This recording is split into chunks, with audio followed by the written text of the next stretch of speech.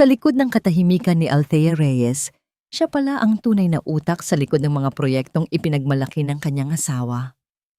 Nang ipagkanulo at siraan siya ni Rafael para agawin ang lahat, tahimik siyang bumangon at hinarap ang katotohanan sa mismong harap ng boardroom. Kapag ang babaeng ninakawan ng talino at dangal ay bumawi, sino ang tunay na babagsak at sino ang isisilang bilang bagong pinuno? 3:00 ng madaling araw.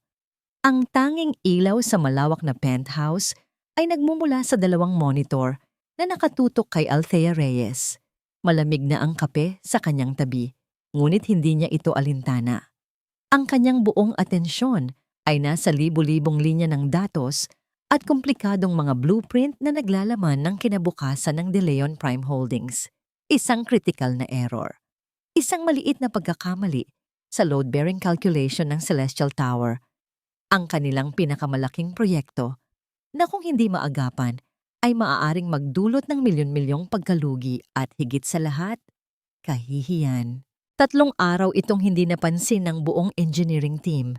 3 araw na pinagpulungan, pinagdebatehan, ngunit walang nakahanap ng solusyon. Ngunit sa loob lamang ng 6 na oras, sa pagitan ng hating gabi at ng bukang liwayway, natagpuan ni Althea ang ugat ng problema. Ang kanyang mga daliri ay mabilis na gumalaw sa keyboard. Bawat pindot ay may bigat ng isang desisyon. Hindi siya ang CEO. Hindi siya ang may pangalan sa kumpanya. Ngunit alam niya sa sarili niya, siya ang puso nito. Nang ang huling datos ay kanyang naisave at ang narebisang plano ay naipadala sa email ng kanyang asawa, saka lamang niya naramdaman ang pagod. Sumandal siya sa kanyang upuan at ipinikit ang mga mata. Sa isip niya, nakikita na niya ang nangiti ni Rafael. Ang nangiting iyon, ang kanyang tunay na gantimpala. Iyon lang ay sapat na. Kinaumagahan, ang amoy ng bagong timplang kape at bacon ang gumising sa kanya. Nakatayo si Rafael sa harap ng salamin. Inaayos ang kanyang mamahaling necktie. Perpekto ang kanyang suot na suit. Bawat hibla ng tela ay sumisigaw ng kapangyarihan. "Good morning, mahal." Bati nito. Sinulyapan siya mula sa salamin. "You look tired. You should have slept." Ngumiti si Althea. "I had to finish something. Kumusta ang presentation deck? Nakuha mo ba?" Lumapit si Rafael at hinalikan siya sa noo. Isang halik na dati nagpapakalma sa kanya, ngunit ngayon ay tila may kakaibang lamig. "Of course, it was brilliant. You are brilliant. You are my lucky charm, Althea." Lucky charm. Buwamay man. Hindi partner. Hindi utak ng kumpanya. Lucky charm. Pinilit niyang alisin ang maliit na tinik na yon sa kanyang dibdib. Pinili niyang namnamin ang tamis ng papuri. Naghanda siya ng almusal para sa kanila, habang si Rafael ay abala sa pagbabasa ng kanyang speech sa tablet. Tahimik silang kumain. Ang bawat isa ay nasa kani-kaniyang mundo. Si Althea, sa mundo ng pag-aalala at pag-asa para sa tagumpay ng asawa. Si Rafael, sa mundo kung saan siya ang bida. Sa boardroom ng De Leon Prime Holdings, ang tensyon ay halos mahahawakan. Naroon ang lahat ng miyembro ng board, mga investors na lumipad pa mula sa iba't ibang bansa, at piling media. Ang Celestial Tower ay hindi lang isang gusali. Ito ay isang testamento sa kadakilaan ng pangalang De Leon. Nakaupo si Althea sa isang sulok sa likuran, malayo sa mahabang mesa kung saan nakaupo ang mga makapangyarihan. Ito ang kanyang karaniwang pwesto. Ang reyna na walang pangalan, nagmamasid mula sa anino. Nagsimulang magsalita si Rafael. Ang kanyang boses ay puno ng kumpiyansa. Bawat salita ay kalkulado. Ipinaliwanag niya ang teknikal na aspeto ng proyekto na para bang siya mismo ang gumugol ng magdamag sa pag-aaral nito. Ipinakita niya ang mga bagong projection, ang mga solusyon sa problemang bigla na lang nalutas ng kanyang team. Ang bawat slide ng presentasyon ay gawa ni Althea. Ang bawat salita ay nagmula sa kanyang mga tala. Nang matapos si Rafael, ang silid ay napuno ng malakas na palakpakan. Tumayo ang mga investors, nakikipagkamay sa kanya. Ngumiti si Althea. Ang kanyang puso ay nag-uumapaw sa pagmamalaki. Ito na yon. Ang tagumpay nila. Biglang nag-vibrate ang kanyang telepono. Isang mensahe mula kay Rafael. Galing mo, mahal. 2 salita. Iyon lang. Ngunit para kay Althea, sapat na yon. Itinago niya ang telepono, kontento na sa pribadong pagkilalang iyon. Thank you everyone. Thank you, sabi ni Rafael. Itinaas ang kanyang kamay para patahimikin ang lahat. Bumalik sa kani-kanilang upuan ang mga tao, nag-aabang sa kanyang susunod na sasabihin. Your trust in De Leon Prime Holdings is what fuels us to aim for perfection. Nagkaroon ng sandaling katahimikan. Ang ngiti ni Rafael ay bahagyang nagbago, naging mas seryoso, mas malamig. However, pagpapatuloy niya, perfection requires tough decisions. Recent events have shown me that there are weaknesses within our very foundation.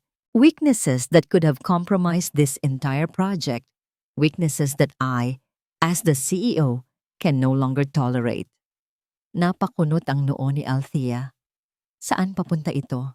Akala niya ay mag-aanunsyo si Rafael ng bonus o promosyon para sa team. To move forward, we must cut ties with the past. We need a drastic change in leadership within our core operations.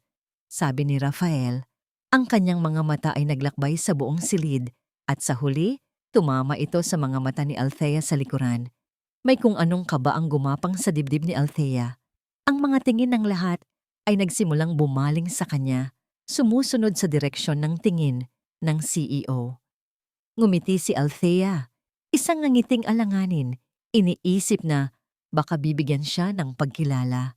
Baka ito na ang sandaling hinihintay niya. Ang ngiti ni Rafael ay tuluyang naglaho, napalitan ng isang ekspresyong walang emosyon na parang bato. Ang kanyang boses ay umalingaw-ngaw sa nakabibinging katahimikan ng boardroom, malinaw at walang pag-aalinlangan. And that change begins today. Huminga siya ng malalim, ang kanyang mga mata ay nakatitig pa rin ng diretso sa kanyang asawa. Althea Reyes, you're fired. Ang salitang fired ay umalingaw-ngaw sa loob ng boardroom na parang isang putok ng baril.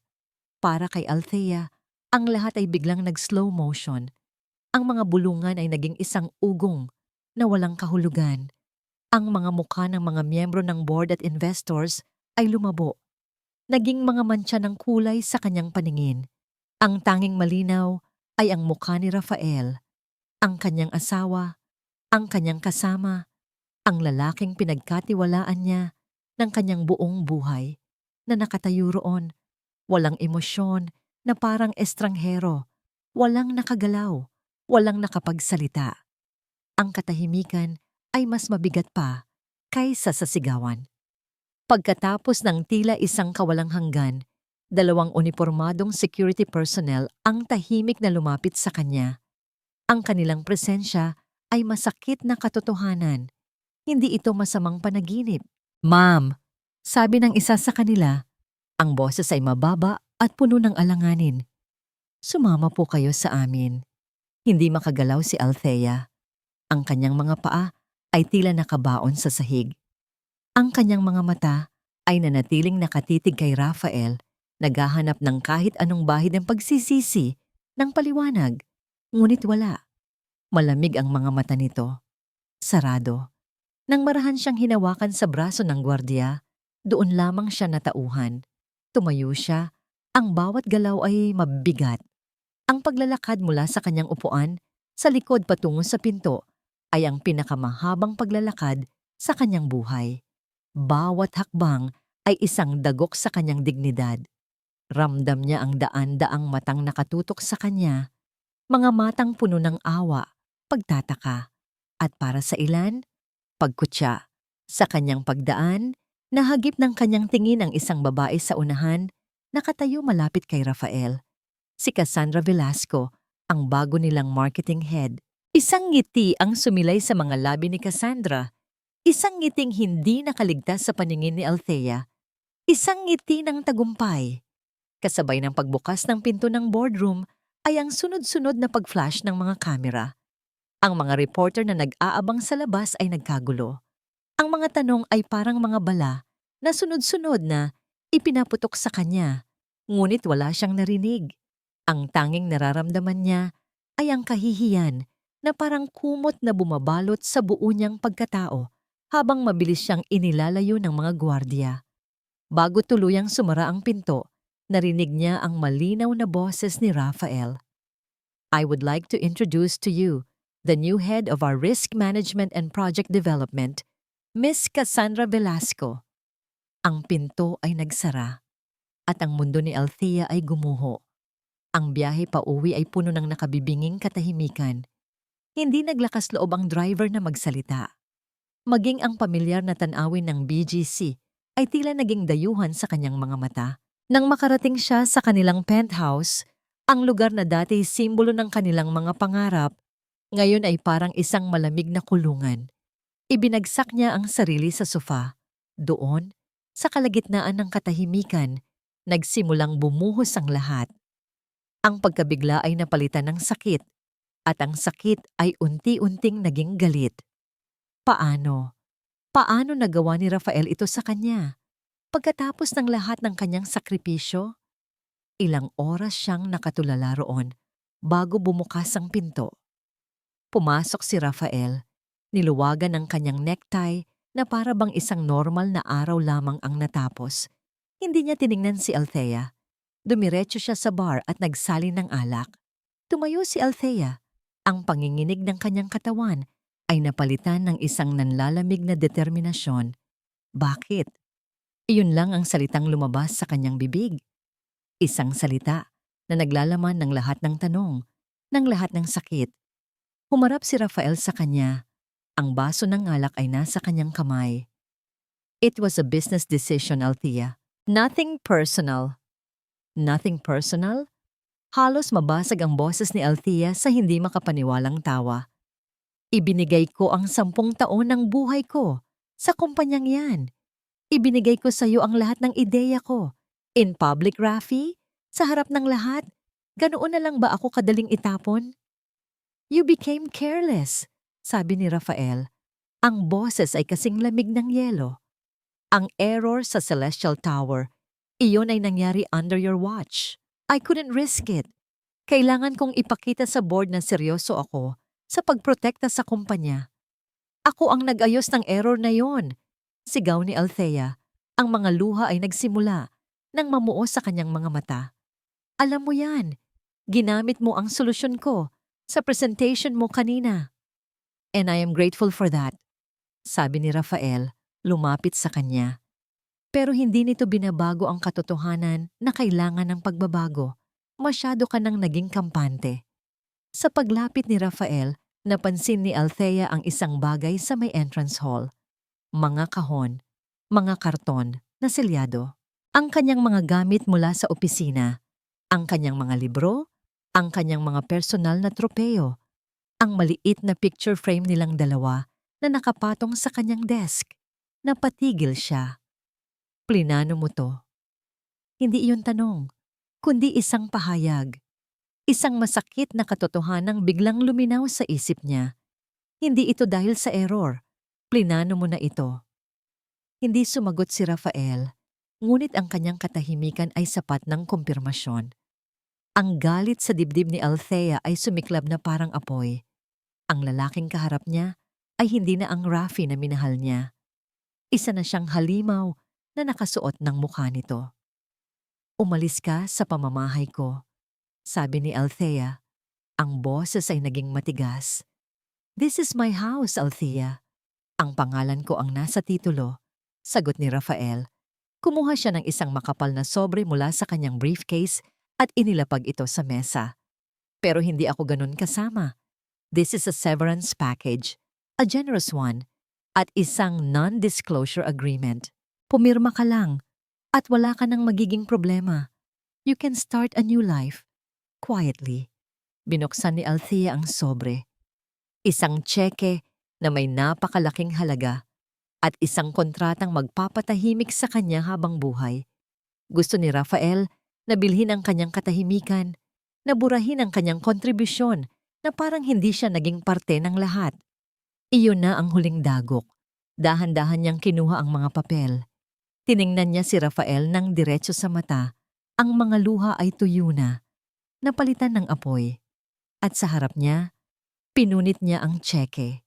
Pagkatapos, pinunit niya ang kontrata, piraso por piraso, at hinayaang mahulog ang mga ito sa sahig na parang niyebe. Hindi mo mabibili ang katahimikan ko, Rafael, sabi niya. Ang boses ay mababa, ngunit puno ng bagsik na ngayon lang niya narinig mula sa sarili. Hindi pa tayo tapos. Nang umalis si Rafael, ang katahimikan na naiwan sa penthouse ay mas mabigat pa kaysa sa sigawan. Ang mga piraso ng pinunit na tseke at kontrata ay nakakalat sa mamahaling sahig. Mga puting abo ng isang buhay na sinunog hanggang sa temel. Hindi umiyak si Althea. Ang sakit ay masyadong malalim para sa mga luha. Pakiramdam niya ay guwang siya sa loob. Isang magandang sisidlan na binasag at ngayon ay wala ng laman. Naglakad siya paikot-ikot sa sala. Ang bawat sulok ay nagpapaalala sa kanya ng isang kasinungalingan. Ang mamahaling pintas sa dingding, ang mga eleganteng muebles, ang malawak na tanawin ng BGC mula sa bintana. Lahat ng ito ay binili gamit ang kanyang pawis, kanyang talino, kanyang mga gabing walang tulog. Ngunit wala ni isa sa mga ito ang nakapangalan sa kanya. Naupo siya sa dilim, sa parehong sofa kung saan ilang oras lang ang nakalipas, ay tila buo pa ang kanyang mundo. Kinuha niya ang kanilang wedding picture mula sa side table. Si Rafael, nakangiti ng malapad, ang mga braso ay nakapulupot sa kanya. At siya, si Althea, nakatingin sa asawa na may purong pagsamba sa kanyang mga mata. Isang nangiti ng isang babaeng buong pusong naniniwala na ang tagumpay ng kanyang minamahal ay tagumpay na rin niya. Anong laking katangahan, bulong niya sa sarili. Ang litratong yon ay nagbalik sa kanya sa isang alaala.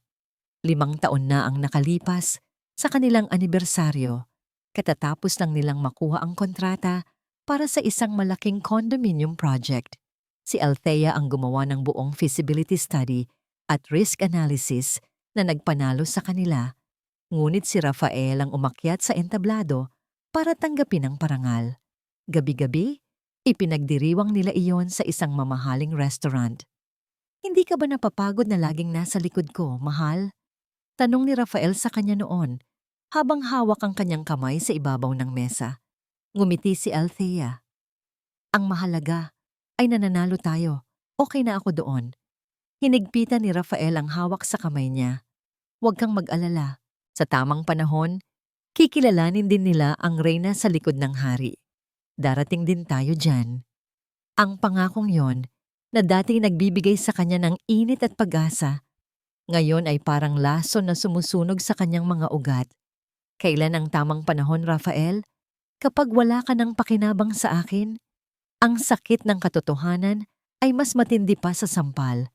Hindi siya biglang itinapon. Matagal na siyang ginagamit. Sa gitna ng kanyang pagluluksa, biglang tumunog ang kanyang telepono. Ang ingay nito ay marahas na pumunit sa katahimikan. Hindi niya ito pinansin. Sino ang tatawag sa kanya? Isang kaibigan na nakikiramay? O isang reporter na gustong kumuha ng kanyang panig? Ngunit patuloy itong tumunog. Sa huli, kinuha niya ito para patayin. Ngunit nakita niya ang pangalan sa screen, Mang Lito. Si Mang Lito ang pinakamatanda at pinakarespetadong engineer sa De Leon Prime Holdings. Isang taong matapat, may prinsipyo, at nakakita sa pagsisimula nilang dalawa ni Rafael. Nag-alinlangan si Althea, ngunit may kung anong nag-udyok sa kanya na sagutin ito. Hello? Mahina niyang sabi. Ma'am Althea? Pasensya na po sa abala. Sabi ng magaspang ngunit magalang na boses sa kabilang linya. Nasa mabuti po ba kayong kalagayan? Ang simpleng tanong na yon, na puno ng tunay na pag-aalala, ang nagpabagsak sa pader na kanyang itinatayo. Nabasag ang kanyang boses. Mang Lito? Alam ko po, ma'am. Nakita ko. Narinig ko po ang lahat, sabi nito. Isang malaking pagkakamali ang ginawa nila, isang malaking kawalang hiyaan. Hindi nakapagsalita si Althea. Ang marinig na may isang taong naniniwala sa kanya ay parang isang patak ng tubig sa gitna ng disyerto. May gusto po sana akong ibigay sa inyo. Pagpapatuloy ni Mang Lito, ang boses niya ay bumaba na parang isang bulong. Pero hindi po pwedeng pag-usapan sa telepono. Pwede po ba tayong magkita? Sa isang lugar na ligtas. Pumayag si Althea. Nagkasundo silang magkita sa isang maliit na kapihan sa Kapitolyo, Pasig, malayo sa mga matang mapanuri ng BGC. Kinabukasan, nagsuot si Althea ng simpleng damit, baseball cap at salamin. Pakiramdam niya ay isa siyang takas. Bawat taong nakakasalubong niya ay tila humuhusga sa kanya, ngunit itinulak niya ang sarili na magpatuloy. Nauna siyang dumating sa kapihan, isang maliit na lugar na amoy kape at lumang libro. Simple, ngunit totoo. Umupo siya sa isang mesa sa pinakasulok. Ilang sandali pa, dumating si Mang Lito. May bitbit na lumang dyaryo. Umupo ito sa tapat niya. Ang mukha ay puno ng pag-aalala. Ma'am Althea, salamat sa pagpunta ninyo, sabi nito. Ako po ang dapat magpasalamat, Mang Lito, sa lahat. Walang sino man sa amin ang naniwala sa sinabi ni Sir Rafael. Putol ni Mang Lito sa kanya. Alam naming lahat kung sino ang tunay na utak sa likod ng mga proyekto. Alam namin ang halaga ninyo. Ang mga salitang yon ay nagbigay ng kaunting lakas kay Althea. Hindi ako pwedeng magtagal, sabi ni Mang Lito, lumingon-lingon sa paligid. Mula sa ilalim ng dyaryo, inilabas niya ang isang maliit na bagay at marahang itinulak ito sa ibabaw ng mesa. Isang itim na USB flash drive. Ano po ito? Tanong ni Althea. Tumingin si Mang Lito nang diretso sa kanyang mga mata. Ang tingin nito ay seryoso at puno ng kahulugan. Laman niya ng lahat ng orihinal na plano at data na sinubukan nilang baguhin at itago. Alam kong ikaw lang ang makakaintindi niyan. Sa labas, ang gabi sa beach ay kumikinang. Isang karagatan ng mga ilaw na sumisimbolo sa tagumpay at ambisyon. Sa loob ng penthouse, ang tunog ng pagtapon ng mamahaling champagne sa 2 kristal na kopita ay dapat sanang tunog ng selebrasyon. Ngunit para kay Rafael de Leon, ito ay tunog ng isang bombang malapit ng sumabog. To us, Rafi, to the new King and Queen of De Leon Prime Holdings, sabi ni Cassandra, itinaas ang kanyang kopita. Ang kanyang pulang bestida ay kumikinang sa ilalim ng ilaw at ang kanyang ngiti ay matamis, ngunit may talim. Itinaas din ni Rafael ang kanyang kopita. Isang pilit na ngiti ang nakapinta sa kanyang mga labi. To the company, pagtatama niya. At bahagyang ininom ang alak. Ang lasa nito ay parang abo sa kanyang dila. Hindi siya masaya. Ang tagumpay na nakamit niya kanina ay hindi nagdulot ng kapayapaan, kundi ng isang panibagong antas ng pagkabalisa. Ang pagpapatalsik kay Althea ay hindi isang stratehiya. Ito ay isang desperadong hakbang, isang sakripisyo na kailangan niyang gawin para pagtakpan ang mas malalaking problema. Relax, Rafi, sabi ni Cassandra. Lumapit at ipinulupot ang mga braso sa kanyang leeg. You won. We won. Althea is gone. Wala nang hadlang. Hinalikan siya ni Cassandra, isang halik na mapusok at puno ng pag-aangkin.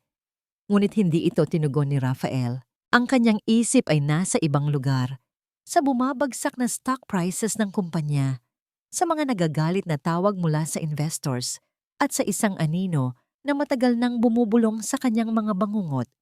Biglang nag-vibrate ang kanyang telepono sa ibabaw ng mesa. Ang tunog ay maikli lamang, ngunit para kay Rafael, ito ay kasing lakas ng kulog. Ang kanyang buong katawan ay nanigas. Mabilis niyang kinuha ito, sinusubukang itago ang panginginig ng kanyang mga kamay. Isang mensahe mula sa isang naka-encrypt na numero. Walang pangalan, tanging mga salita na nagpatuyo sa kanyang lalamunan. The payment is late. You know the price of failure. Bigla siyang napahigpit ng hawak sa telepono. Isang butil ng malamig na pawis ang gumapang sa kanyang sentido. Ang presyo ng kabiguan. Alam na alam niya kung ano iyon. Sino yan? Tanong ni Cassandra. Sinusubukang sumilip. Wala. Just business. Mabilis niyang sagot. Ibinulsa ang telepono. Kailangan kong kumuha ng ilang dokumento sa study.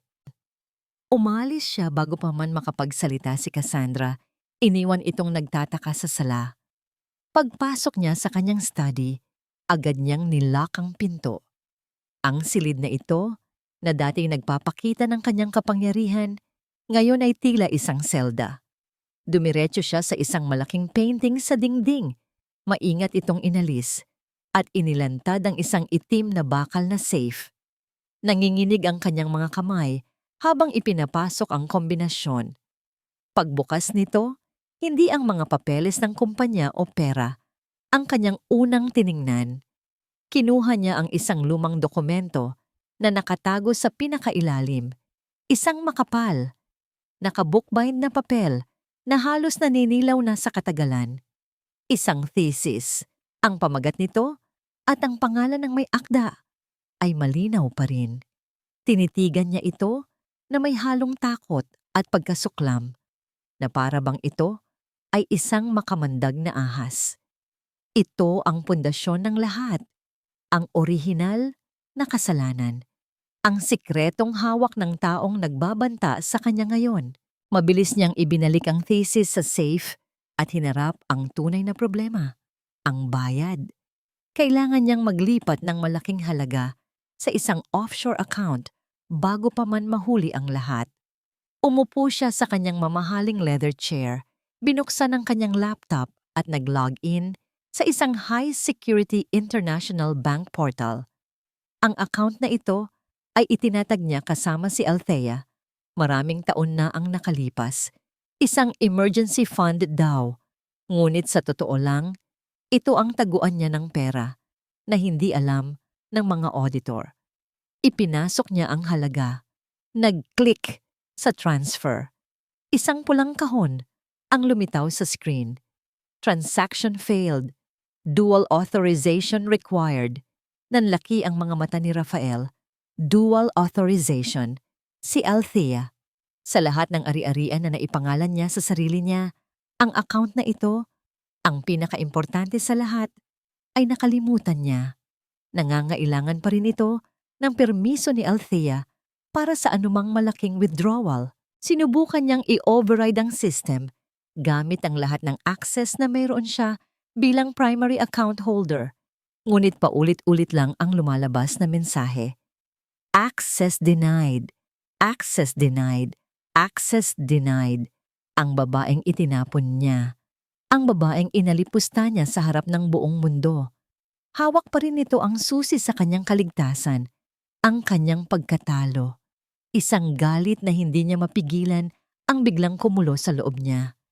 Ang pagkabalisa, ang takot, ang presyon, lahat ay sumabog sa isang marahas na kilos. Sa isang malakas na sigaw, kinuha niya ang kanyang smartphone mula sa bulsa, ang teleponong naglalaman ng mensahe ng anino, at ibinato ito ng buong lakas sa pader. Ang salamin nito ay nabasag sa libo-libong piraso, kasabay ng kanyang pagtitimpi. Kailangan kong makuha ang lahat. Sigaw niya sa kawalan.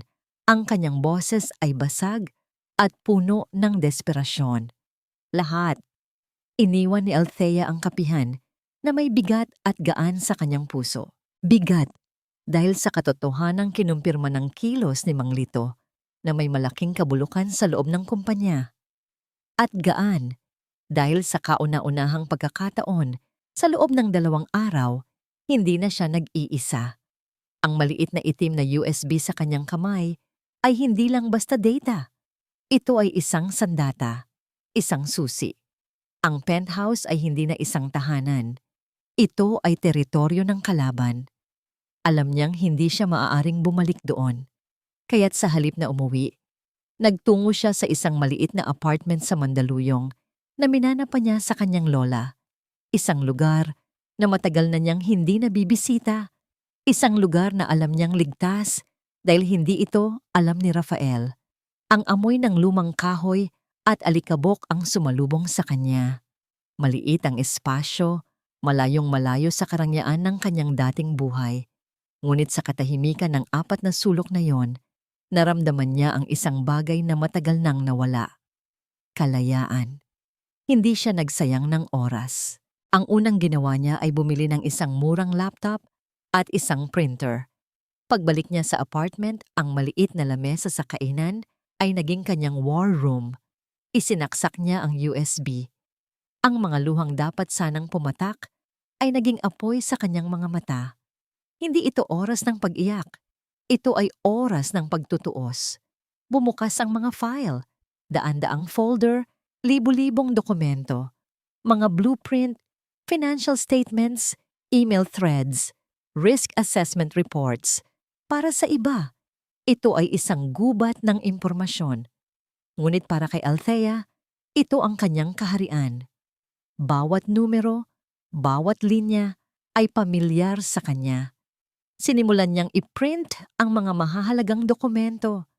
Ang dingding ng apartment ay unti-unting napuno ng mga papel, mga chart, mga diagram, mga timeline.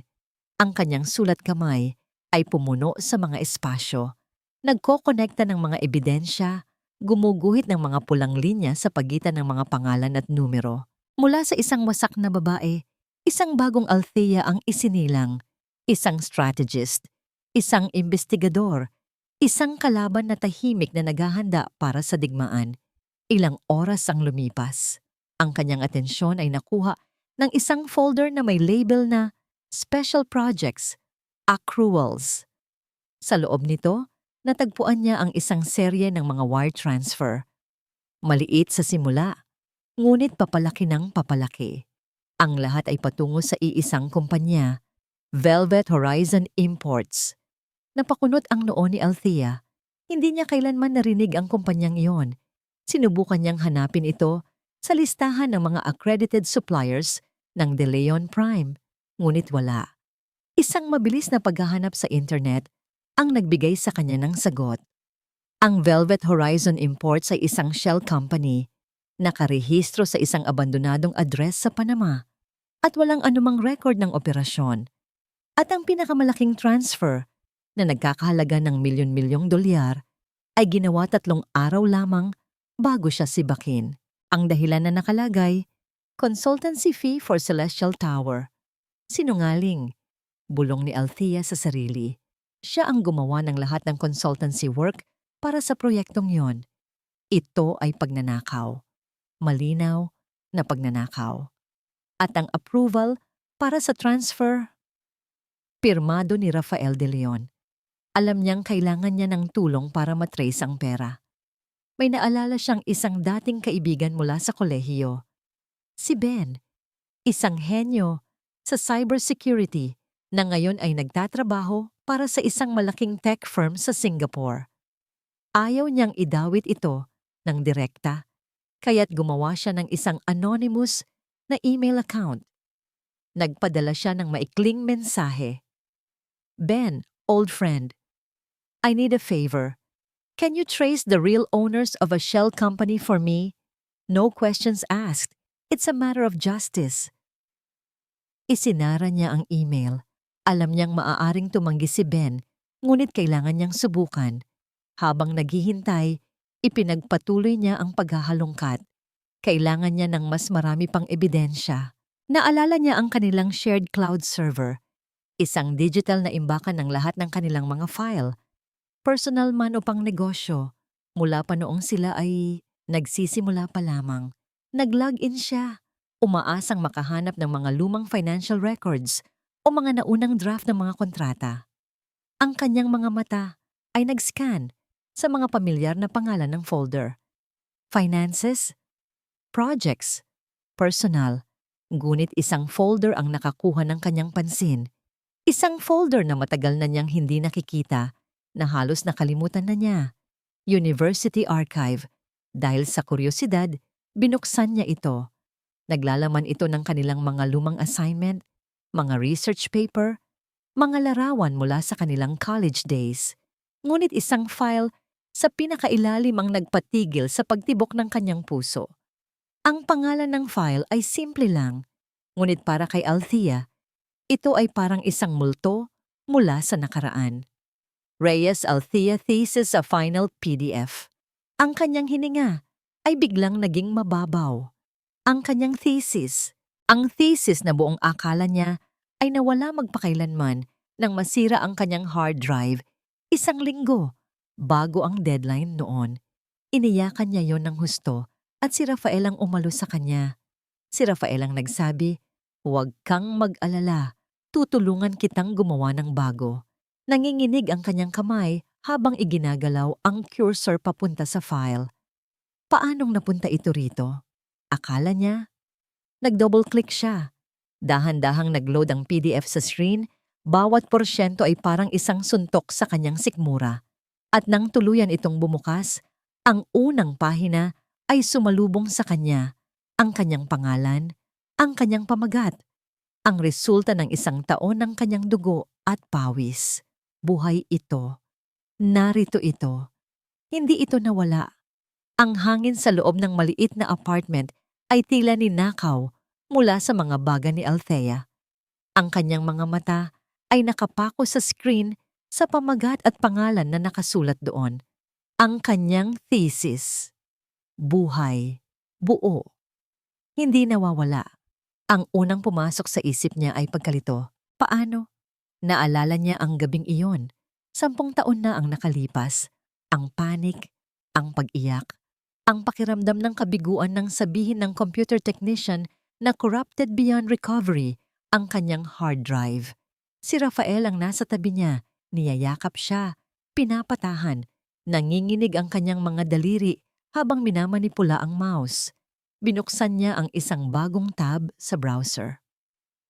Ang kanyang mga daliri ay tila may sariling isip habang tinatype ang mga salitang matagal nang nakatatak sa kanyang memorya. Ang pangalan ni Rafael de Leon, ang pamagat ng thesis nito na nanalo ng parangal at nagbigay sa kanya ng scholarship para sa master's degree. Ilang segundo lang, lumabas ang resulta. Isang link sa university archives, isang PDF file na pampubliko, ang thesis na naging pundasyon ng kanyang asawa, ang papel na paulit-ulit niyang ipinagmalaki sa iba. Nag-click siya, nag-download, at binuksan ito. Inilagay niya ang 2 dokumento sa screen, side by side. Sa kaliwa, ang file na may pangalan niya, Reyes Althea Thesis Final.pdf. Sa kanan, ang file na may pangalan ng kanyang asawa. Sa unang tingin, magkaiba ang format, ang font. Ngunit nang simulang basahin ni Althea ang unang talata ng introduksyon, isang malamig na kuryente ang gumapang mula sa kanyang batok pababa sa kanyang gulugod. Ang mga salita, ang mga ideya, pamilyar, masyadong pamilyar. Sinimulan niyang basahin ng sabay. Ang kanyang mga mata ay mabilis na lumilipat mula kaliwa pa kanan, kaliwa pa kanan. Ang kanyang paghinga ay bumibilis. The foundational principle of sustainable urban development lies not in expansion but in structural efficiency. Basa niya sa kanyang gawa. A paradigm shift in urban development necessitates a focus on structural efficiency over mere expansion. Basa niya sa gawa ni Rafael. Parehong ideya, ibang mga salita, isang matalinong pag-rephrase. Nagpatuloy siya. Chapter 2. The methodology, ang core ng kanyang pananaliksik. Ang breakthrough na formula na kanyang binuo para sa risk analysis sa high-rise constructions. Dito, hindi na lang ito pagkakahawig. Halos salita por salita itong kinopya. Ang mga chart, ang mga graph. Bahagyang binago ang kulay, ngunit ang data ay pareho. Ang kanyang data. Isang alaala ang biglang sumalakay sa kanyang isipan, kasing linaw ng araw. Ang gabi na, nasira ang kanyang hard drive. Wala na, Rafi! Wala na lahat! Hagulgol ni Althea habang yakap-yakap ang kanyang laptop na parang isang namatay na anak. "Isang linggo na lang ang deadline. Babagsak ako." Niyakap siya ni Rafael ng mahigpit. "Shh, tahanan na. Mahal, hindi ka babagsak." Bulong nito sa kanyang buhok. Ang boses nito ay kalmado, puno ng sinseridad. "Nandito ako. Gagawan natin ng paraan. Hindi ba't halos kabisado mo na ang lahat ng laman niyan? Tutulungan kitang isulat ulit. Dalawa tayo. Mas mapapabilis natin." At iyon nga ang ginawa nila. Sa loob ng isang linggo, halos hindi sila natulog. Nagkulong sila sa library. Si Althea ang nagdidikta at si Rafael ang tumutulong mag-type, mag-research ng mga related literature at mag-ayos ng bibliography. Sa huli, nakabuo sila ng isang bagong bersyon, isang minadali. Hindi kasing ganda ng orihinal, ngunit sapat para makapasa siya. Habang buhay siyang nagpapasalamat sa tulong ni Rafael noon. Ang alaalang iyon, na dati isang matamis na testamento ng kanilang pagtutulungan, ngayon ay naging isang eksena ng krimen. Isang perpektong pagnanakaw. Kinakapos siya ng hininga. Kailangan niya ng pruweba. Kailangan niya ng kumpirmasyon na nababaliw lang siya. Mabilis niyang binuksan ang kanyang lumang university email account. Nagbabaka sakaling meron pa. Naghahanap siya. Ang keyword, Professor Alcaraz, ang kanyang thesis advisor. At naroon, isang email, may petsang 2 linggo bago ang insidente ng nasirang hard drive. Ang subject, Re-thesis draft submission. "Dear Ms. Reyes," basa ni Althea sa email, "I've finished reading your full draft. To say I am impressed is an understatement. The core methodology in Chapter 2 is a breakthrough. It's innovative, fresh, and will surely get a lot of attention. Defend this well, and this could be one of the best papers our department has seen in years. Congratulations in advance." Ang ebidensya, ang huling piraso ng puzzle. Ang ideya ay sa kanya. Ang pagkilala ay sa kanya. Bago pa man ito, nawala. Ang katotohanan ay hindi dumating na parang alon. Ito ay dumating na parang isang tsunami, isang dambuhalang pader ng tubig na sumira sa lahat ng kanyang pinaniniwalaan. Ang kanilang pagsasama, ang kanilang pag-ibig, ang kanilang tagumpay. Lahat ay itinayo sa pundasyon ng isang kasinungalingan, isang ninakaw na pangarap. Hindi lang siya niloko ni Rafael kay Cassandra. Hindi lang siya nito itinakwil. Ninakawan siya nito mula pa sa simula. Ang buong karera ni Rafael, ang De Leon Prime Holdings, ang penthouse, ang buhay na ibinigay nito sa kanya. Lahat ay bunga ng isang krimen na siya mismo ang biktima. Siya ang arkitekto ng kanyang sariling pagkawasak. Ang sakit ay napakabigat, napakatindi, na lumagpas na ito sa mga luha. Ang pumatak mula sa kanyang mga mata ay hindi na dahil sa pighati. Tumingin si Althea sa 2 dokumento sa screen, ang kanyang orihinal at ang pekeng kopya. Ang babaeng biktima, ang babaeng umiyak dahil sa isang nasirang hard drive, ay namatay na sa sandaling iyon. Ang ipinanganak mula sa mga abo nito ay isang bagay na mas malamig, mas matigas, at mas mapanganib. Ang kanyang mga labi ay halos hindi gumalaw habang siya ay bumulong sa katahimikan ng silid, isang panunumpa na tanging siya lang ang nakarinig. "Itatayo kita para lang makita kitang gumuho, Rafael." Simula sa pundasyon. Ang pagkatuklas sa ninakaw na thesis ay hindi nag-iwan kay Althea ng pagnanais na sumigaw o magwala. Sa halip, ito ay nagdulot ng isang nakakakilabot na kalinawan. Ang lahat ng emosyon, ang sakit, ang galit, ang pighati, ay namuo at tumigas, naging isang matalim na balaraw ng determinasyon sa kanyang puso. Ang layunin niya ay hindi na lang basta makakuha ng hustisya. Ang layunin niya ay wasakin ang imperyong itinayo sa kanyang mga ninakaw na pangarap, piraso por piraso.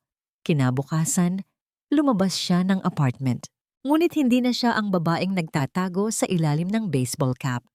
Ang kanyang suot ay simple ngunit profesional. Ang kanyang buhok ay maayos na nakatali. Ang kanyang mga mata, bagamat may bakas ng kalungkutan, ay nagliliyab sa isang bagong apoy. Hindi na siya biktima, isa na siyang manlalaro. Nagpunta siya sa isang maliit na internet cafe sa isang abalang kanto sa Maynila, malayo sa mga lugar na kanyang dating pinupuntahan. Umupo siya sa isang cubicle sa pinakadulo, tinitiyak na walang sinuman ang makakakita sa kanyang screen. Mula sa isang bagong bili na prepaid SIM card at gamit ang isang public Wi-Fi, sinimulan niya ang unang hakbang. Hindi niya kailangang mag-imbento ng kasinungalingan. Ang katotohanan ang kanyang pinakamalakas na sandata. Gamit ang kaalaman mula sa mga file na ibinigay ni Mang Lito at ang kanyang sariling malalim na pag-unawa sa Celestial Tower Project, gumawa siya ng isang bagong email address. Isang pangalan na walang pagkakakilanlan. Vigil X. Machina@protonmail.com. Ang Vigil para sa pagbabantay at Ex Machina para sa isang hindi inaasahang puwersa na lulutas sa isang tila imposibleng sitwasyon. Ang kanyang target, ang tatlong pinakamalaking international investors ng proyekto. Isang investment firm sa Singapore, isang real estate mogul sa Hong Kong, at isang pension fund mula sa Japan. Sila ang may pinakamalaking tiwala at pinakamalaking pera na nakataya. Maingat niyang binuo ang kanyang mensahe. Hindi ito paratang, hindi ito paninira. Ito ay isang friendly warning mula sa isang concerned insider to the esteemed investors of the Celestial Tower Project. This message is sent with the utmost concern for the integrity and long-term viability of our shared investment. I am an insider with intimate knowledge of the project's technical specifications. Recent changes in project management have led to the oversight of a critical detail regarding the revised load-bearing calculations on floors 45 to 50. Specifically, the new team has failed to account for the adjusted seismic resonance frequency based on the modified M5 alloy being used. This creates a potential structural vulnerability that, while minor on paper, could lead to significant cost overruns and safety standard violations post-construction. I urge you to demand an immediate and independent third-party audit of structural blueprint revisions dated within the last 48 hours. Your investment is at risk. Proceed with caution. Vigil Ex Machina. Bawat salita ay pinili. Ang paggamit ng mga technical na termino tulad ng seismic resonance frequency at modified M5 alloy ay mga detalyeng tanging isang taong may malalim na kaalaman sa proyekto ang makakaalam. Ang pagtukoy sa eksaktong palapag at ang time frame ng pagbabago ay nagbigay dito ng bigat ng katotohanan. Matapos basahin muli ng 3 beses, pinindot niya ang send. Sa kabilang panig ng lungsod, sa marangyang opisina ng CEO, si Rafael De Leon, ay sinusubukang apulahin ang mga sunog. Ang kanyang araw ay puno ng mga tawag mula sa bangko, mga tanong mula sa media, at ang patuloy na presyon mula kay Cassandra na bigyan ito ng mas malaking kapangyarihan sa loob ng kumpanya. Nang biglang tumunog ang kanyang private line, si Mr. Tan mula sa Singapore, ang pinakamalaki nilang investor. Mr. De Leon, sabi ng malamig na boses sa kabilang linya. Walang anumang pagbati. I just received a very disturbing email, an anonymous one. It mentions seismic resonance frequency. Nanigas si Rafael, Mr. Tan, I can assure you that is baseless. Probably from a disgruntled employee. We have everything under control. Do you? Sagot ni Mr. Tan. Because the email was very specific. Floors 4550. M5 alloy. Tell me, Rafael, can you explain to me right now in detail how you've compensated for the new frequency? Nagblanko ang isip ni Rafael. Iyon ang mga detalyeng si Althea lang ang nakakaalam. Siya ang gumawa ng lahat ng kalkulasyon na yon. Sinubukan ni Rafael na magsalita, ngunit puro technical na jargon na hindi niya maintindihan ang lumalabas. Our team, Cassandra is handling it. She is very competent. Nauutal niyang sagot. I am not interested in Cassandra, mariing sabi ni Mr. Tan. I am interested in my $50 million. I am calling for an immediate halt to all major construction and a full independent audit. Hong Kong and Tokyo are with me on this. Expect a formal notice within the hour. Bago pa man makasagot si Rafael, ibinaba na ni Mr. Tan ang telepono. Napatulala si Rafael, ang telepono ay hawak pa rin sa kanyang tainga. Ang kanyang mukha ay namutla. Audit. Paghinto ng construction. Ito ay isang kalamidad. Pumasok si Cassandra sa opisina. May ngiti sa labi. Good news, mahal. I just secured the... Anong problema? Tanong niya. Napansin ang itsura ni Rafael. May nag-leak. May nagsabi sa mga investors tungkol sa structural details. Sabi ni Rafael, ang kanyang boses ay nanginginig sa galit. Sino ang nakakaalam ng tungkol sa seismic frequency? Ikaw lang at ako. At si Althea. Well, hindi ako. Mabilis na depensa ni Cassandra. Ang kanyang mga mata ay nanlisik. May traidor sa kumpanya. Mayroon kang espiya sa loob. Ang pagdududa na dati isang maliit na binhi ay biglang lumaki sa isipan ni Rafael. Tiningnan niya si Cassandra, hindi na bilang isang kasintahan, kundi bilang isang posibleng banta. Ang kanyang mundo, na akala niya ay kontrolado na niya, ay unti-unti nang gumuho. Sa gitna ng kaguluhan, isang tao lang ang nasa isip niya. Ang taong lumikha ng lahat ng ito. Ang taong alam niyang may kakayahang gawin ito. Althea. Inisip ni Rafael na sa pagpapatalsik sa kanya, inalis niya ang isang problema. Ngayon niya napagtanto. Hindi niya inalis ang isang problema. Lumikha siya ng isang kalaban.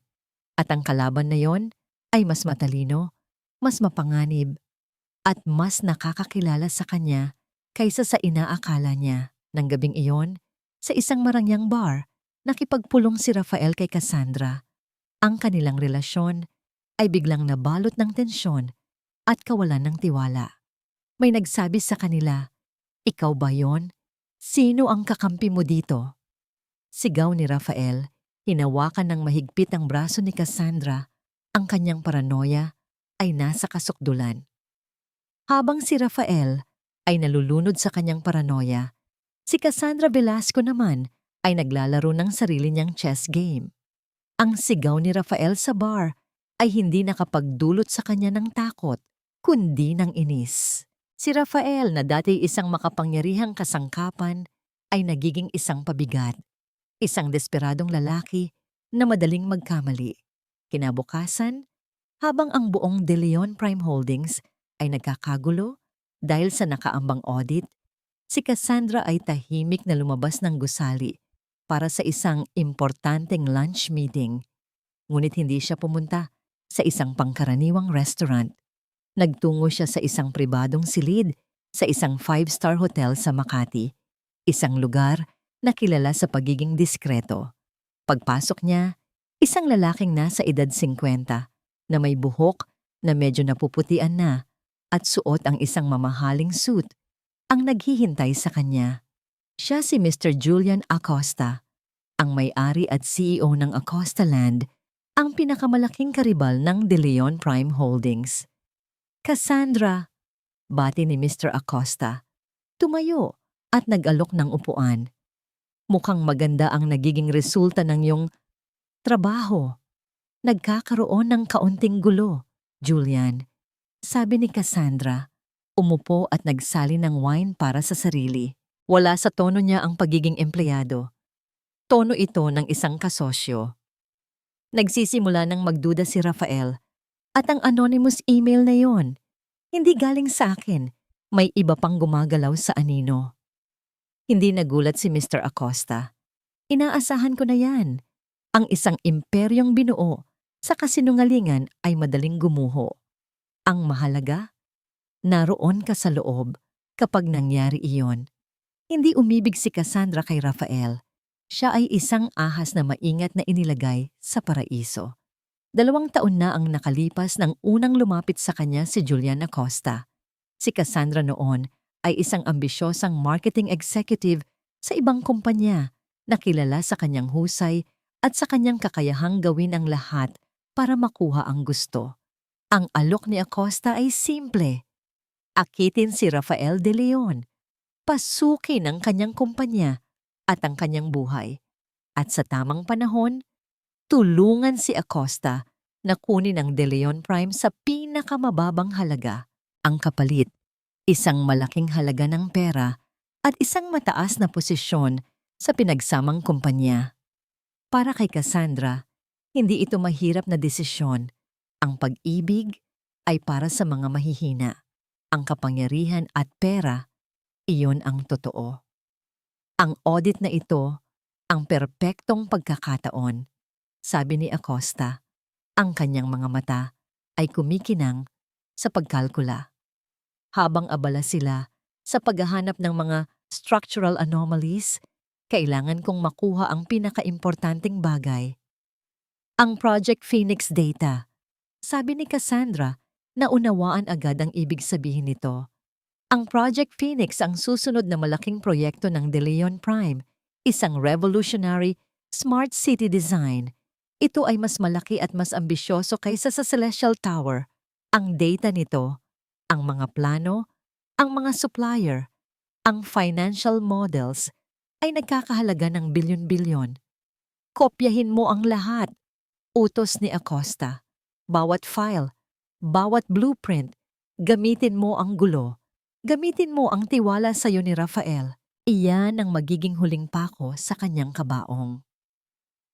Kapag nakuha na natin yan, babagsak ang halaga ng De Leon Prime at doon tayo papasok para bilhin ito sa presyong halos basura na lang. Tumango si Cassandra. Ito na ang endgame. Bumalik siya sa opisina ng De Leon Prime noong gabing iyon. Naabutan niya si Rafael na gulong-gulo, napapalibutan ng mga abogado at accountant. Sinusubukang maghanda para sa audit. Dito na ipamalas ni Cassandra ang kanyang pinakamalaking talento, ang pag-arte. Lumapit siya kay Rafael. Ang kanyang mukha ay puno ng pag-aalala at suporta. Mahal, anong maitutulong ko? Tanong niya. Ang kanyang boses ay malambing. Huwag kang mag-alala. Magkasama tayo rito. Hindi kita iiwan. Ang mga salitang iyon, na eksaktong gustong marinig ni Rafael sa panahong iyon, ay sapat na para burahin ang kanyang mga pagdududa. Sa gitna ng pagkakanulo at kaguluhan, kumapit siya sa nag-iisang taong sa tingin niya ay kakampi pa niya. Kasi, sabi niya, ang kanyang boses ay pagod. Kailangan kong manatili dito, kasama ang mga abogado. Pwede bang i-secure mo ang lahat ng files ng Project Phoenix? Ilagay mo sa isang external drive. Just in case, hindi ko pinagkakatiwalaan ang network ngayon. Ito na. Ang pagkakataon. Hinawakan ni Cassandra ang mukha ni Rafael. Of course, mahal. Ako ang bahala. Magtiwala ka sa akin.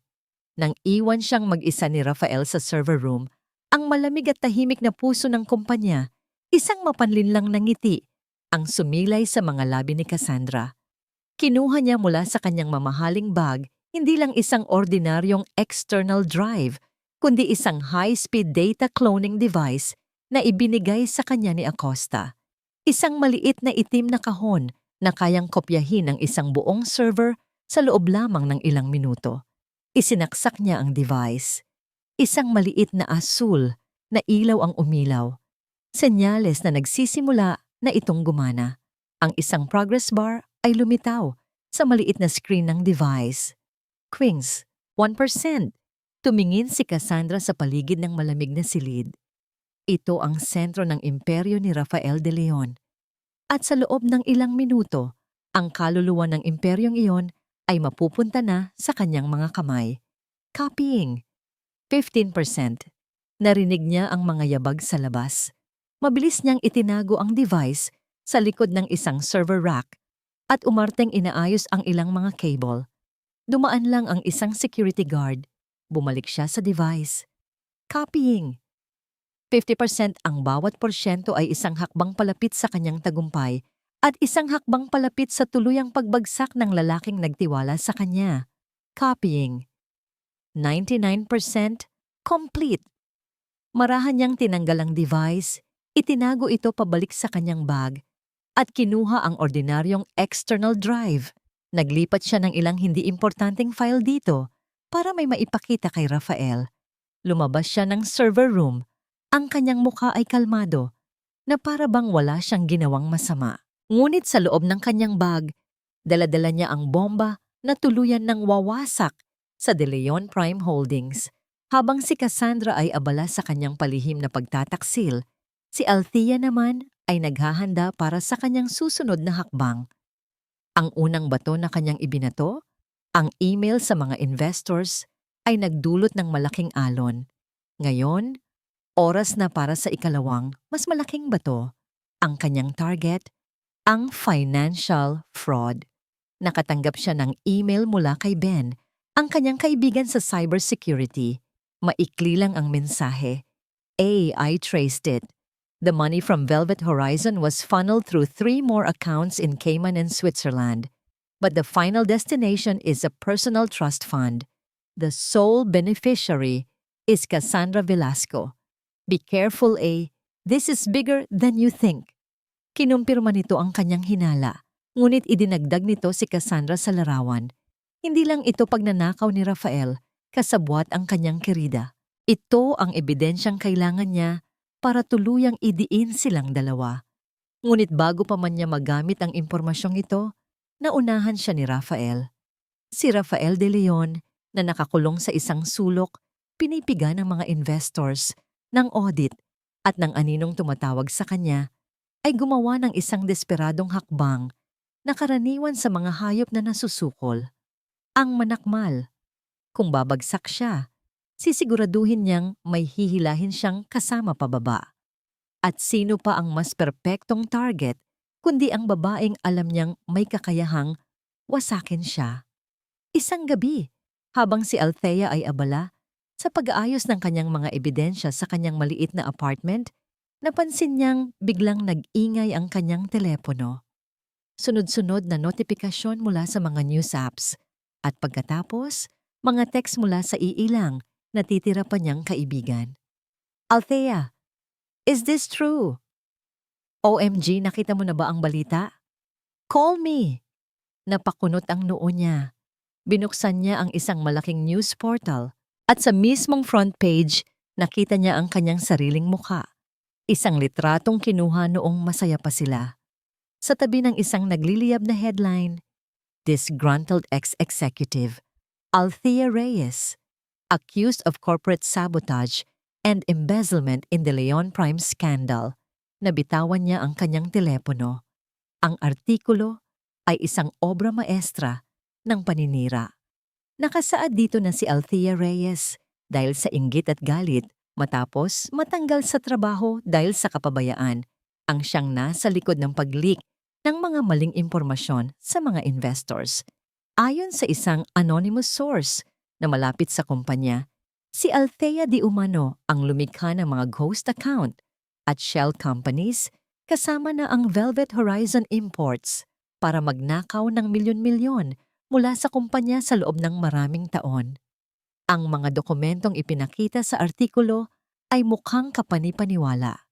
Mga pekeng bank statement, mga pekeng email, ang lahat ay tila itinuturo siya bilang ang mastermind. Ginamit ni Rafael ang eksaktong krimen na ginawa niya at ipinasa ang lahat ng sisi kay Althea. Pinatay niya ang TV, ngunit huli na ang lahat. Ang lason ay kumalat na. Sunod-sunod ang mga pangyayari. Kinabukasan, nakatanggap siya ng isang opisyal na sulat mula sa bangko. Ang lahat ng kanyang personal na account ay temporarily frozen dahil sa isang ongoing fraud investigation. Ang perang naipon niya, ang maliit na yaman na itinabi niya para sa sarili, ay biglang nawala. Sinubukan niyang tawagan ang kanyang mga dating kaibigan sa industriya mga taong tinulungan niya noon. Ngunit walang sumasagot sa kanyang mga tawag. Ang kanyang pangalan ay naging isang salot. Ang kanyang reputasyon na iningatan niya sa loob ng isang dekada ay nawasak sa loob lamang ng isang gabi. Isang hapon, habang siya ay naglalakad pa uwi, dala-dala ang ilang grocery na binili niya mula sa natitirang cash sa kanyang wallet. Naramdaman niyang may sumusunod sa kanya. Mga reporter. Miss Reyes, totoo po ba ang mga akusasyon? Saan ninyo po itinago ang pera? May kaugnayan po ba kayo sa Acosta Land? Tumakbo siya. Tumakbo siya palayo sa mga kamera, sa mga tanong, sa mga mapanghusgang mata ng publiko. Nagkulong siya sa kanyang apartment, isinara ang mga kurtina at pinatay ang lahat ng ilaw. Ang babaeng palaban, ang babaeng strategist, ang babaeng bumangon mula sa unang pagkawasak ay biglang naglaho. Ang natira ay isang babaeng nag-iisa, walang pera, walang kaibigan, at ngayon ay isang kriminal sa mata ng buong mundo. Nakatayo siya sa gitna ng kanyang war room, ang mga papel sa dingding na dati simbolo ng kanyang plano at pag-asa ay tila nangungutya na sa kanya ngayon. Ang mga ebidensya na kanyang inipon, paano niya ito ilalabas? Sino ang maniniwala sa isang akusadong magnanakaw? Si Rafael ay hindi lang nagnakaw ng kanyang thesis, ng kanyang karera, ng kanyang asawa. Ninakaw din nito ang kanyang boses. Doon, sa gitna ng dilim, sa sahig ng kanyang maliit na apartment, napaluhod si Althea. Ang lahat ng lakas na kanyang inipon ay biglang bumigay. Ang kalasag na kanyang itinayo ay nabasag sa libu-libong piraso. Ang lahat ng sakit, lahat ng pagtataksil, lahat ng kawalan ng katarungan ay bumuhos sa isang malakas, masakit, at walang pag-asang hagulgol. Sa screen ng TV na nakabukas sa mute, nakita niya ang isang press conference. Si Rafael nakatayo sa podium, ang kanyang muka ay puno ng pekeng kalungkutan. Sa tabi niya, si Cassandra, umaarteng inaalo siya. This has been a painful betrayal, sabi ni Rafael sa mga kamera. But we will overcome this. We will bring the guilty party to justice. Para kay Althea, tila tapos na ang lahat. Siya ay natalo. Ang anghel ay tuluyan ng bumagsak. Ang mga araw na sumunod ay isang malabong panaginip ng pagkagutom, takot at kawalan ng pag-asa. Ang 4 na sulok ng apartment ni Althea ay naging kanyang bilangguan at santuwaryo. Ang mga dingding na dati puno ng mga plano at ebidensya ay tila mga multo na ng kabiguan.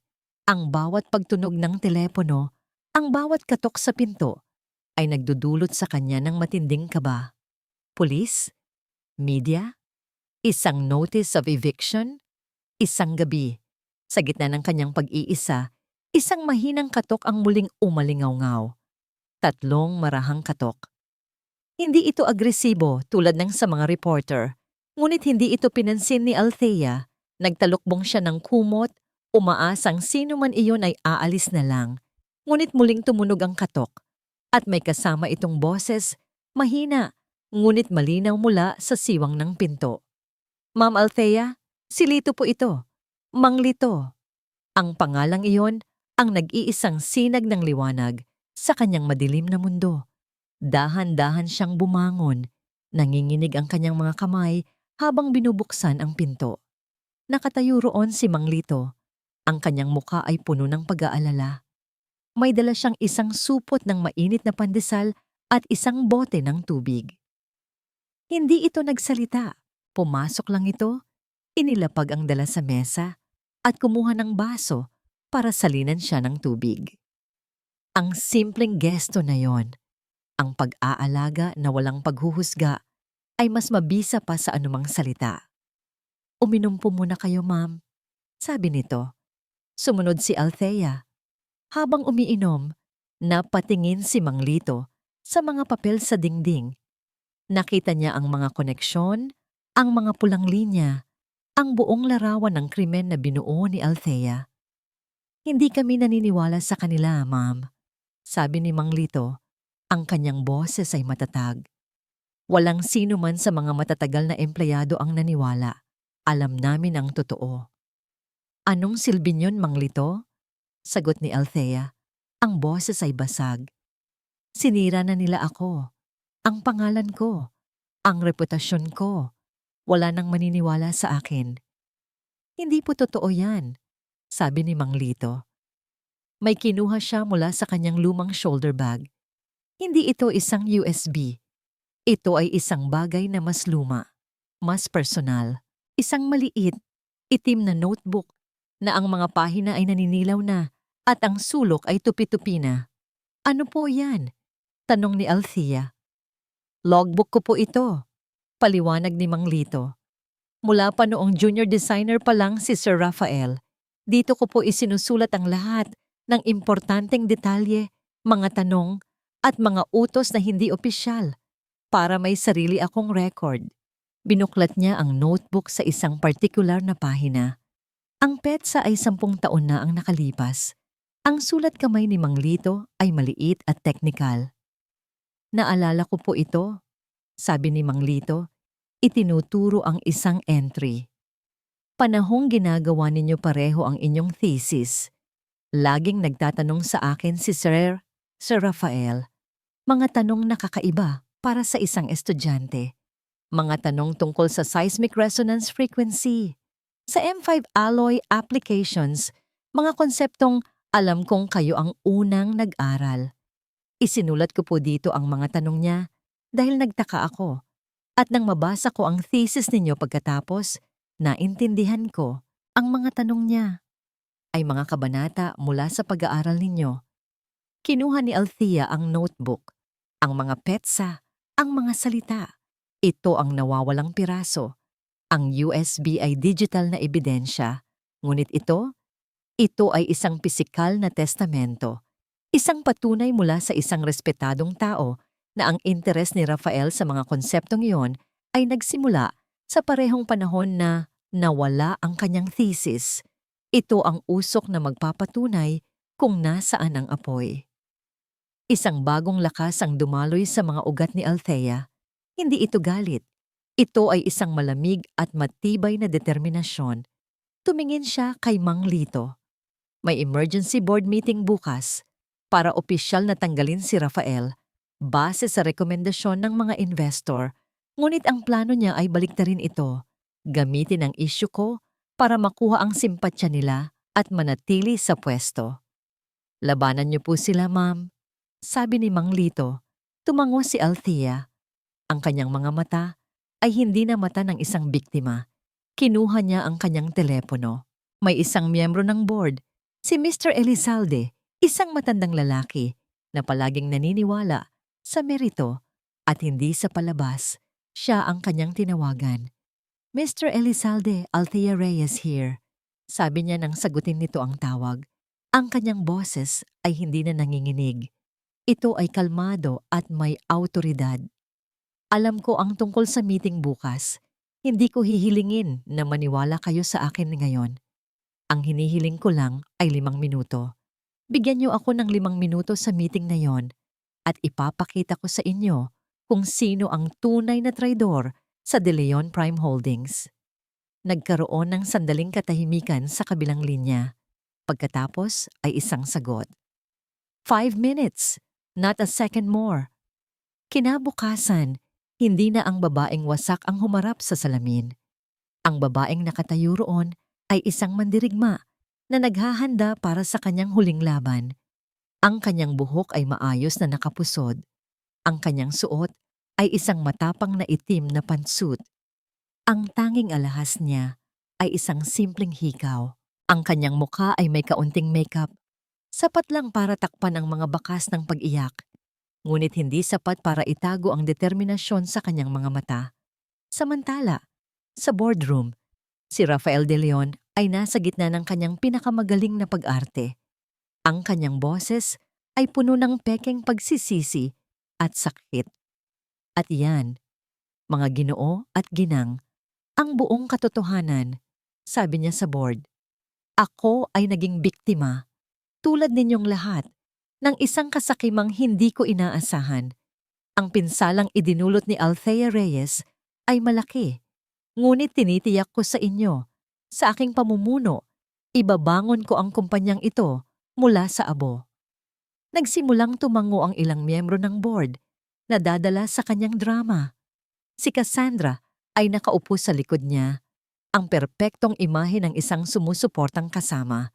Si Rafael ay malapit ng manalo, ngunit sa sandaling iyon, bumukas ang dalawang malaking pinto ng boardroom. Ang lahat ng usapan ay natigil. Ang lahat ng mga mata ay napalingon sa pinto. Doon, nakatayo si Althea. Payapa, matatag. Ang kanyang presensya ay nagdala ng isang bigat na hindi nila inaasahan. Napatigil sa pagsasalita si Rafael. Ang kanyang muka, na kanina lang ay puno ng kumpiyansa, ay biglang nabura ng lahat ng kulay. Ang kanyang mga mata ay nanlaki sa pagkabigla at takot. Ang multo ng kanyang nakaraan ay hindi na lang isang bulong. Nakatayo na ito ngayon sa kanyang harapan. Ang pagpasok ni Althea ay parang isang bato na inihulog sa isang tahimik na lawa. Ang mga bulungan at pagtataka ay kumalat sa buong silid. Tanging si Mr. Elizalde ang nanatiling kalmado. Isang bahagyang tango lamang ang ibinigay niya kay Althea. Anong ginagawa mo dito? Ito ang unang mga salita na lumabas sa bibig ni Rafael. Ang kanyang boses ay may halong galit at hindi maitagong kaba. Security! Ilabas ang babaeng yan. She has 5 minutes, sabi ni Mr. Elizalde. Ang kanyang boses ay mahinahon, ngunit may awtoridad na pumigil sa mga gwardiya. Bigyan natin siya ng pagkakataong magsalita. Pagkatapos, board! Kayo na ang humusga. Walang nagawa si Rafael kundi maupo. Ang kanyang mga kamay ay nakakuyom sa ilalim ng mesa. Si Cassandra sa likod niya ay nanatiling tahimik, ngunit ang kanyang mga mata ay matalim na nakamasid. Sinusuri ang bawat galaw ni Althea. Naglakad si Althea papunta sa harap, hindi sa podium kung saan nakatayo si Rafael kanina, kundi sa tabi ng malaking screen. Dala niya ang isang laptop at ang maliit na itim na notebook ni Mang Lito. Ang kanyang bawat hakbang ay kalmado at may layunin. Magandang umaga po sa inyong lahat. Simula niya. Ang kanyang boses ay hindi mataas, hindi galit. Ito ay boses ng isang taong nagsasabi lang ng katotohanan. Hindi ako narito para humingi ng awa. Narito ako para maglahad ng mga katotohanan na matagal nang itinago. Isinaksak niya ang kanyang laptop sa projector. Ang unang lumabas sa screen ay ang cover page ng kanyang thesis. Pagkatapos, sa tabi nito, lumitaw ang cover page ng thesis ni Rafael. 10 taon na ang nakalipas, sabi ni Althea. Ang pundasyon ng De Leon Prime Holdings ay itinayo, hindi sa pera o koneksyon, kundi sa isang ideya, isang breakthrough methodology para sa risk analysis sa high-rise constructions. Ang ideyang yon ang nagpanalo kay Mr. Rafael De Leon ng isang prestihiyosong parangal at scholarship. Ang ideyang iyon ay ninakaw. Ipinakita niya sa screen ang dalawang dokumento, side by side. Highlighted sa dilaw ang mga talata, ang mga formula, ang data. Hindi na kailangan ng maraming paliwanag. Ang ebidensya ay malinaw. Ang pagkakahawig ay hindi nagkataon lang. Ito ay isang malinaw na pagnanakaw ng intellectual property. Isang mabigat na katahimikan ang bumalot sa silid. Ang mga miyembro ng board ay napatingin kay Rafael na ngayon ay pinagpapawisan na ng malamig.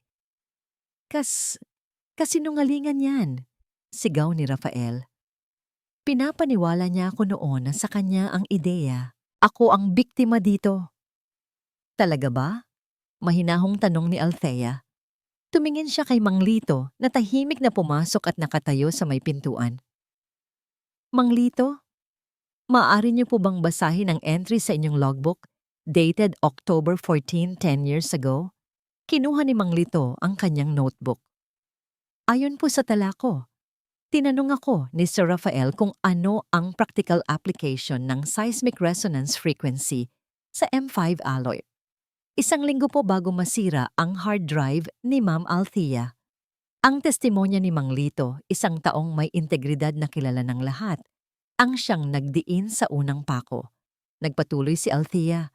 Ang susunod na slide, ang mga bank transfer patungo sa Velvet Horizon Imports. Inakusahan ako ni Mr. De Leon ng embezzlement, sabi ni Althea.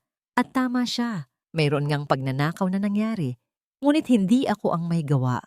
Ipinakita niya ang ebidensya mula kay Ben, ang flowchart ng pera, mula sa De Leon Prime, patungo sa Velvet Horizon, hanggang sa mga offshore accounts, at sa huli, sa isang trust fund na nakapangalan kay Cassandra Velasco. Lahat ng mga mata ay napabaling ngayon kay Cassandra. Ang kanyang kalmadong ekspresyon ay nabitak. That's absurd. That's fabricated. Depensa niya, tumatayo. Is it? Tanong ni Althea. Ito na ang kanyang huling baraha. Kung peke ang lahat ng ito, siguro peke rin ang recording na ito. Pinindot niya ang play. Isang boses ang umalingaw-ngaw mula sa mga speaker. Boses ni Cassandra, malinaw at walang duda, nakikipag-usap sa isang lalaki. Cassandra's voice. Nagkakaroon ng kaunting gulo, Julian. Nagsisimula ng magduda, si Rafael. Man's voice, Acosta. Ang audit na ito ang perpektong pagkakataon. Kopyahin mo ang lahat. Ang Project Phoenix data. Cassandra's voice. Of course, ito na ang magiging huling pako sa kanyang kabaong. Julian Acosta. Ang pangalan ay parang bombang sumabog sa loob ng silid. Si Cassandra ay hindi lang kirida. Isa siyang espiya. Isang traidor na nagtatrabaho para sa kanilang pinakamalaking kalaban. Doon na tuluyang gumuho ang mundo ni Rafael. Hindi lang siya nawalan ng kontrol, nawalan na rin siya ng katinuan.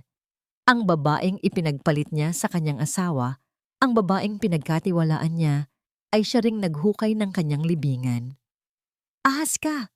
Sigaw ni Rafael, dinuduro si Cassandra. Niloko mo ako. Niloko mo kaming lahat. Ikaw ang unang manloloko dito, Rafael, ganti ni Cassandra. Wala nang pakialam sa pag-arte. Ginamit lang kita, tulad ng paggamit mo kay Althea. Ang kaibahan lang, mas matalino ako. Ang marangal na boardroom ay naging isang sirko ng mga sigawan at akusasyon. Si Cassandra ay mabilis na tumakbo papalabas, sinusubukang tumakas, ngunit hinarang na siya ng mga gwardya sa utos ni Mr. Elizalde. Si Rafael naman, parang isang nasirang plaka, paulit-ulit na sumisigaw. Hindi! Hindi totoo yan. Frame up to. Siya, si Althea ang may pakana ng lahat. Nawala na ang CEO na makisig at matalino. Ang natira ay isang duwag na bata na nahuli sa kanyang kasinungalingan. Nagtuturo ng daliri sa iba. Sa gitna ng kaguluhan, nanatiling tahimik si Althea. Nakatayo, nakatingin. Hindi na kailangan ng mga salita. Ang katotohanan ang nagsasalita para sa kanya. Biglang bumukas muli ang mga pinto ng boardroom. Ngunit sa pagkakataong ito, hindi isang tao ang pumasok, kundi 4 na unipormadong pulis. Dumiretso sila sa harap. Sa gitna ng kaguluhan, ang kanilang leader ay humarap kay Rafael De Leon, na ngayon ay natigilan at namutla na parang papel. Mr. Rafael De Leon, sabi ng pulis, ang kanyang boses ay kalmado ngunit pinal. Inaanyayahan ka naming sumama sa presinto para sa mga katanungan tungkol sa corporate fraud at embezzlement. You are under arrest. Lumipas ang 3 buwan. Ang eskandalo ng De Leon Prime Holdings ay naging laman ng bawat balita. Ang mga headline ay parang isang teleserye. CEO and mistress arrested for fraud, corporate espionage. The De Leon empire crumbles. Acosta land under investigation for unethical practices. Si Rafael De Leon at Cassandra Velasco ay parehong nahaharap sa mabibigat na kaso. Ang kanilang mga larawan sa korte. Si Rafael, na payat at mukhang tumanda ng 10 taon. Si Cassandra, na walang bahid ng dating kumpiyansa, ay naging simbolo ng isang pagbagsak na mabilis at walang awa. Ang imperyong binuo sa kasinungalingan ay gumuho, at ang mga nagtayo nito ay natabunan sa ilalim. Ang De Leon Prime Holdings naman ay nasa bingit ng pagkalugi. Ang stock market value nito ay bumagsak. Ang mga investors ay nag-pull out. Ang Celestial Tower Project ay nakatiwangwang, isang kalansay na bakal na simbolo ng mga sirang pangako. Ang mga empleyado ay nawalan ng pag-asa, naghihintay na lang sa araw na tuluyan ng magsara ang kumpanya. Sa gitna ng kaguluhang ito, isang pangalan ang muling umusbong, hindi sa mga tabloid, kundi sa mga seryosong usapan sa loob ng mga natitirang miyembro ng board. Ang pangalan ng nag-iisang taong may kakayahang iligtas ang lumulubog na barko, Althea Reyes. Sa kanyang maliit na apartment sa Mandaluyong, na ngayon ay malinis na at wala ng mga papel sa dingding, tinanggap ni Althea ang pagbisita ni Mr. Elizalde.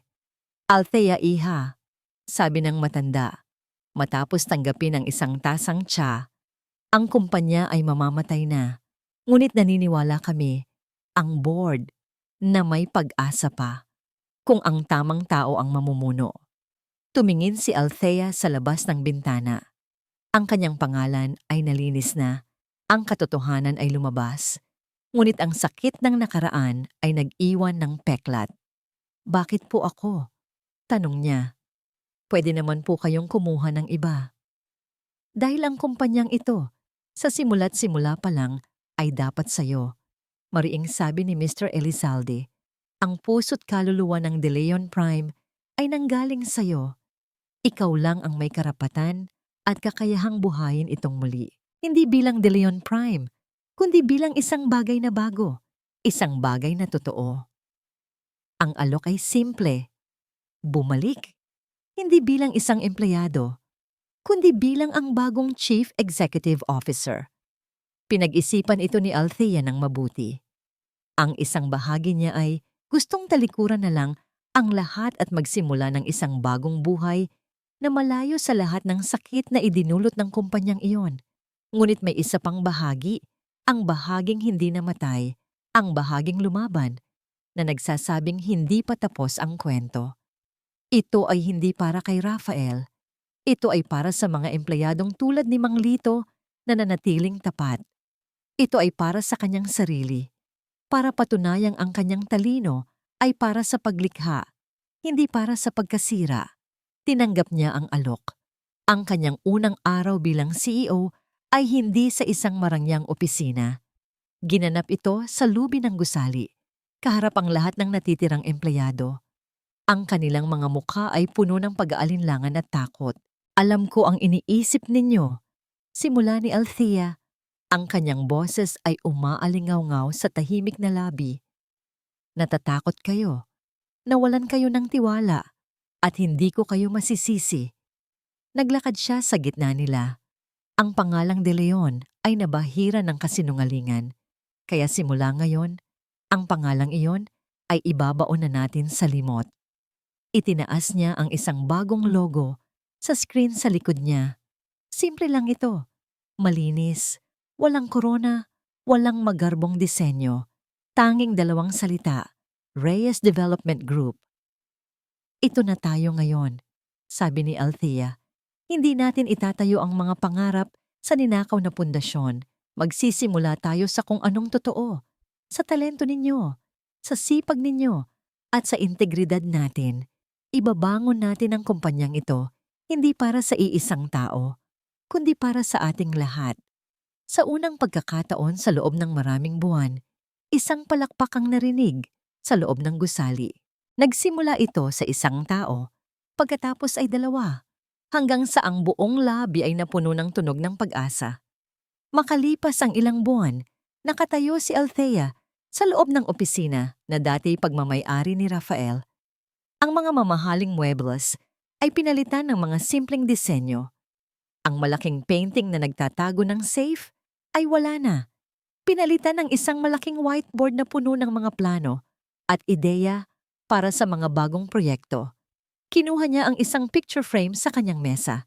Hindi ito larawan ng isang tao, kundi larawan ng buong team ng Reyes Development Group, kasama si Mang Lito sa kanyang tabi. na nakangiti ng malapad. Tumingin siya sa labas sa tanawin ng BGC. Ang kalansayay ng Celestial Tower ay nandoon pa rin. Ngunit ngayon, may mga gumagalaw na crane na ulit. Ang proyekto ay itinuloy sa ilalim ng bagong pangalan, ng bagong pamunuan. Hindi na siya napupuno ng galit kapag naaalala niya si Rafael. Ang nararamdaman niya ay isang uri ng malungkot na awa at pagpapatawad. Hindi pagpapatawad para sa ginawa ni Rafael sa kanya, kundi pagpapatawad sa kanyang sarili, sa pagpayag niyang maging anino sa loob ng matagal na panahon. Ang kanyang tagumpay ay hindi ang pagbagsak ni Rafael. Iyon ay hustisya lamang. Ang kanyang tunay na tagumpay ay ang pagtayo sa sarili niyang mga paa, sa ilalim ng sarili niyang pangalan, na may kapayapaan sa kanyang puso. Ang reyna ay hindi na walang pangalan. Siya na ngayon ang nag-iisang pinuno ng kanyang sariling kaharian. Sa pagtatapos ng kwento ni Althea Reyes, malinaw na ang tunay na hustisya ay dumarating kapag ang katotohanan ay hindi na kayang itago. Mula sa isang babaeng tahimik na nagtrabaho sa likod ng anino ng asawa, siya ay tumindig bilang leader na hindi na muling magpapagamit o magpapatahimik. Ang panlilinlang at kasakiman ni Rafael ay tuluyang bumagsak sa harap ng ebidensya at integridad. Pinatunayan na ang anumang imperyong itinayo sa pandaraya ay tiyak na guguho. Samantala, si Althea ay hindi lamang nakabawi ng dangal. Siya ay muling isinilang, bitbit ang kumpiyansa at kakayahang matagal nang ipinagkait sa kanya. Ang kwentong ito ay paalala na ang talento at sipag ay hindi kailanman nawawala. Kahit pansamantalang ninakaw o itinago, ang mabubuti ay maaaring masaktan. Ngunit sa tamang panahon, sila ay ginagantimpalaan ng tagumpay na mas matibay at mas makabuluhan. Sa inyong palagay, sapat ba ang katotohanan upang ibalik ang hustisya sa isang mundo ng kapangyarihan at kasinungalingan? Kung kayo ang nasa posisyon ni Althea, lalaban din ba kayo hanggang dulo? Kumusta kayo ngayon? Sana ay nasa mabuting kalagayan kayo. Maraming salamat sa patuloy ninyong pagsuporta.